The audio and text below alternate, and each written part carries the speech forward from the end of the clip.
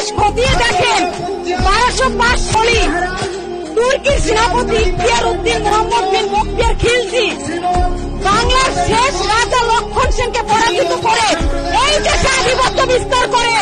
আমার ইতিহাসে কি এটা লেখা আছে? তাহলে কেন সংখ্যাগরিষ্ঠ আমাদেরকে বলবে যে ভারত চলে যেতে? আরে ভাই, আমার ইতিহাসে কোন দেশ থেকে আসা লেখা নেই। আপনার ইতিহাস আপনি দেখুন যে আপনি কোন দেশ থেকে এসেছেন। তারপরে হচ্ছে কোন দেশের রেকর্ড আছে যে দুর্গা পূজার সময় বোম নিক্ষেপ করে? এই দেশে ঢাকার কাঁচিবাজারে এই রেকর্ড হয়েছে। অষ্টমীর দিন কিংবা সপ্তমীর দিন কাঁচিবাজারে পেট্রোল বোম নিক্ষেপ করছে। চট্টগ্রামের একটা প্রোগ্রামে সাংস্কৃতিক সন্ধ্যায় গজল গেয়েছেন। আমার কথা হচ্ছে, যদি ইসলাম ধর্মের মাহফিল হয়